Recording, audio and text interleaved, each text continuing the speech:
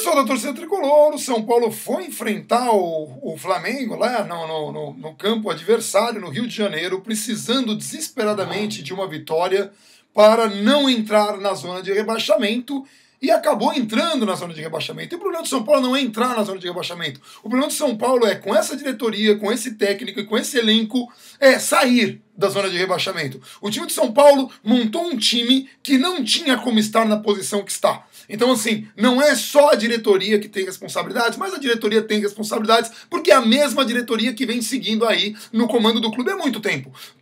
O Leco teve a oportunidade com o Estatuto Novo de colocar pessoas novas para integrar a comissão e colocou os mesmos caras de sempre, os mesmos caras que há, 6, 7 anos vem enterrando o clube, só que agora eles são remunerados, muito bom. Ou ele faz apostas, como no caso de Rogério Ceni, que é um técnico novato, e do Vinícius Pinotti, que é um diretor de futebol novato, e nós estamos apostando em novatos no meio de um campeonato brasileiro, desesperados, e agora na zona de rebaixamento. Aí vem a pergunta, a gente vai correr atrás de Muricy? A gente vai correr atrás de Marco Aurélio Cunha? Eu duvido muito, né? Porque Marco Aurélio Cunha acabou sendo, entre aspas, desprezado pelo São Paulo depois do grande trabalho que fez. A mesma coisa o Muricy Ramalho, que o Leco não tem tanta simpatia. Mas falando do jogo, o São Paulo foi enfrentar uma equipe que é muito melhor do que o time que hoje tem, né? Do que o Tricolor hoje tem, né, no seu elenco. O São Paulo montou ali um catado, vendeu alguns jogadores, tem jogadores chegando e, enfim, o Rogério Ceni tentou apostar hoje no Wesley. Assim, não dá para entender como que o Wesley virou titular no time num jogo que o São Paulo precisava vencer no Rio de Janeiro contra uma das equipes mais fortes do certame nacional. E antes que falem,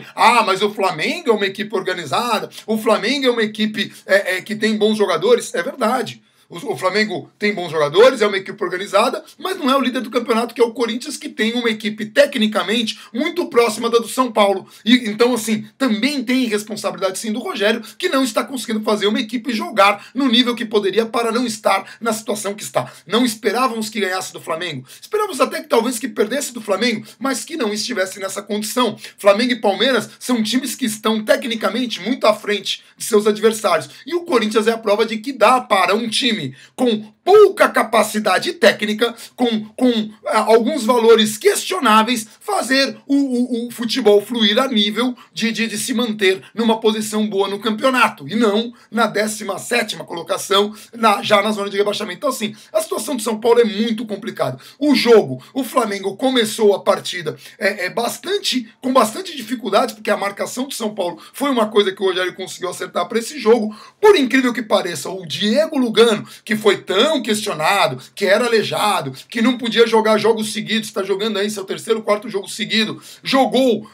tanto atacando quanto defendendo, fez o que pôde, e aliás, nenhum dos gols foi culpa do Lugano. O gol do Flamengo nasceu de uma falta que não foi, que o Petros cometeu e o Guerreiro bateu com perfeição, e o segundo gol foi uma tabela incrível do Flamengo, quando o time de São Paulo mais uma vez mostrou a velha desestabilidade quando toma gols. Então, assim, o time de São Paulo estava sofrendo desestabilidade, para variar, né? Tomou um gol no único lance que o Guerreiro teve no jogo, porque o Lugano marcou ele muito bem até aquele momento, e o ataque foi uma piada, o ataque foi pífio, ninguém no ataque jogou. Cueva jogou mal mais uma vez, o Prato, a bola não chega, mas quando chega, espirra, bate na canela. Ele recebeu 2 bolas e nada conseguiu fazer, arriscou uns chutes medonhos, então o Prato também não está em boa condição, e aí entra a incoerência de Rogério Ceni, né? Porque colocou o Wesley, que ninguém conseguiu entender por quê. Podia ter colocado o Militão, podia ter, enfim, criado uma outra situação, colocado o Araruna no meio, colocado o Bruno na lateral, podia ter feito alguma outra coisa, mas resolveu arriscar com o Wesley. Depois colocou o Shailon e colocou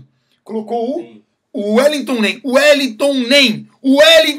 Nem. Assim, eu fico tentando entender. O Tomás entrou num jogo, fez um gol, deu uma assistência, jogou pra caramba. O que ele ganhou? Banco. O Wellington Nem, a última boa partida dele, a última boa partida dele de futebol, a Hebe tava viva ainda. Faz 1 milhão de anos que esse cara não joga. Mas aí, o cara é a opção do Rogério Ceni pra fazer o quê? Nada. O ataque do São Paulo foi pífio, um time que precisava desesperadamente do resultado não conseguiu produzir nada. O goleiro do Flamengo não teve que fazer uma defesa sequer. E o Renan teve que fazer ali alguns milagres para variar. Fez um milagre numa bola que não estava valendo porque o jogador estava impedido, mas ele fez um outro lance que ele e o Rodrigo Caio ali conseguiram segurar o ataque do Flamengo, se não teria sido goleada, porque para mim 3-0 é goleada. Então a situação do São Paulo é essa. Nós estamos no amadorismo que vai desde a diretoria até o comando técnico a tudo, e nós estamos agora na zona de rebaixamento, tendo que sair dessa situação. Vamos enfrentar o Santos fora, que não ganhou de ninguém, mas que é franco favorito contra esse São Paulo, franco favorito. E a gente vai ver em coletivo o Rogério falando, mas lá contra o Atlético a gente jogou bem, mas lá, escuta, a gente jogou bem e perdeu, não adianta. E não adianta colocar esse jogo como exemplo do que a gente pode fazer. O que a gente pode fazer, a gente pode fazer agora. O que a gente tem que fazer, a gente tem que fazer agora. O São Paulo precisa sair dessa situação. A gente que estava pensando que o mínimo aceitável era brigar por Libertadores, agora a gente está aceitando que o mínimo aceitável é escapar do rebaixamento. E antes que falem, que teve um monte de gente já anunciando quando o Rogério foi contratado, mas ele não é técnico, então não vai dar certo, porque o técnico tem que começar na Ferroviária, com todo respeito à Ferroviária. Gente, Ricardo Gomes começou a carreira dele depois de jogador como técnico do Paris Saint-Germain. O Carpegiani começou a carreira dele do Flamengo quando ele ainda era jogador e foi campeão do mundo. Não é questão, o problema do Rogério Ceni não é porque ele saiu e não saiu, ele trouxe 2 profissionais para ajudar ele, não é só a ineficiência dele.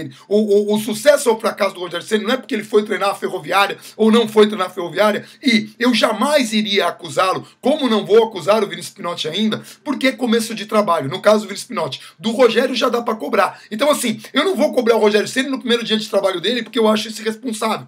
Eu vou cobrar ele com 6 meses porque esperava um avanço no time que ainda não aconteceu. O Pinotti é a mesma coisa, eu vou cobrar o trabalho dele agora que ele trouxe esses reforços no final do ano. E não como aconteceu quando era o Gustavo, que fez as contratações e o cara, mesmo nos acertos, estava sendo questionado. Isso é ter um pouco de coerência e ter um pouco mesmo no momento em que nós estamos assim, ultra chateados, ultra preocupados. Então a situação é, o São Paulo vai enfrentar o Santos fora, já na zona de rebaixamento, precisando ganhar, precisando se aliviar, precisando encontrar um caminho que até agora não encontrou. O Rogério precisa esquecer Cícero, esquecer o Wellington Ney e esquecer o Wesley. Pelo amor, esqueça esses jogadores, Rogério. Esqueça, não tem condições. O que precisa acontecer? Você, Rogério, que insistiu com o Denis, quando já não dava mais, que achava que Lugano não tinha condição de ser titular, e hoje é titular da equipe, e para mim, assim, um dos melhores zagueiros que nós temos, de longe, pelo que jogou hoje, pelo que jogou nesses últimos jogos.